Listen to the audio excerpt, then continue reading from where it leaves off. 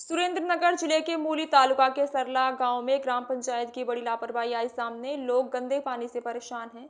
नाले जाम है, नाले का पानी सार्वजनिक सड़क पर घूम रहा है। महामारी फैल गई है। पिछले 2 वर्षों से मच्छरों का प्रकोप है। इस तरह से सार्वजनिक सड़क पर गंदा पानी फैल रहा है। तालुका विकास अधिकारी को कई बार अवगत भी कराया है और पंचायत गंदे पानी को निपटाने पर कोई ध्यान नहीं दे रही। सरला की महिलाएं अब परेशान हैं।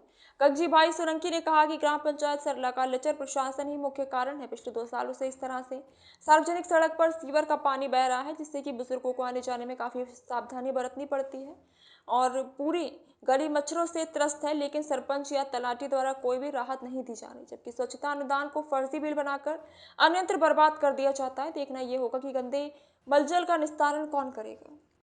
मूरी तालुकानो सडला गामમાં રામજી મંદિરની પાછળની બજારમાં તમે જોઈ શકો છો કે આ પાણી ગંદકીનું પાણી છે। પાઇપલાઇન જે કરી છે ને ગંદકીની, એ ગંદકીનું પાણી છે। આ ગંદકીનું પાણી એટલું ભર્યું હોય, જો આ ગામના સરપંચ હોય, આ ગામનો જિલ્લા પંચાયતનો પ્રમુખ હોય અને આવા માણસનો જો હેરાન કરતા હોય, આ મત તો માણસોએ દીધેલા છે, માણસોએ બધાએ, તોય છતાં કોઈ ધ્યાન દેતું નથી। તો તમે એમ કહો છો કે જિલ્લાનો વિકાસ થાય, જિલ્લાનો વિકાસ કેવી રીતે થઈ શકે કે પોતાનું ગામ છે, પોતાના ભાઈઓ પણ રહેશે સાથે આમાં, તો એટલું પાણી ભર્યું હોય અને જો સરપંચ ધ્યાન ના દે શકતા હોય તો જિલ્લા પંચાયતના પ્રમુખ ચા મરી જશે આટલામાંથી। પ્રમુખને પણ ધ્યાન દેવું પડે ને। એટલે આ ભાજપ સરકારને કોઈ પણ મત દેતા નહીં। તમે જોઈ શકો છો કે ઘરના બાજુવાળાને મસર કેટલા થતા હોય ને ગંદકીનું પાણી છે। આ કે સારું પાણી નથી, ચોખ્ખું પાણી આ।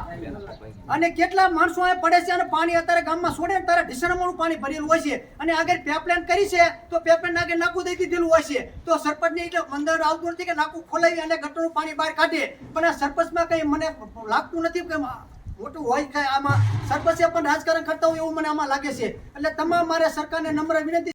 મૂળી તાલુકાના સડલા ગામમાં આ બધું ગંદકી ઘરના આંગણે આવશે। રામજી મંદિરની બાજુમાં જિલ્લા પ્રમુખને 5 વખત રજૂઆત કરી, ગ્રામ પંચાયતમાં 5 વખત રજૂઆત કરી, તો આ બહેનોના તો પગ ભાંગી ગયા, તોય આ ગામમાં કોઈ સાંભળતું નથી।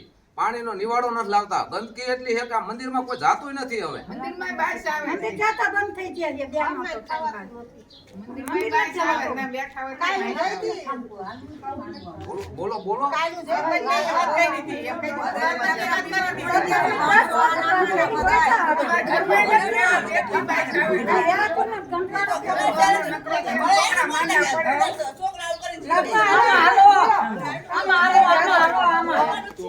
ઘરે પાઈને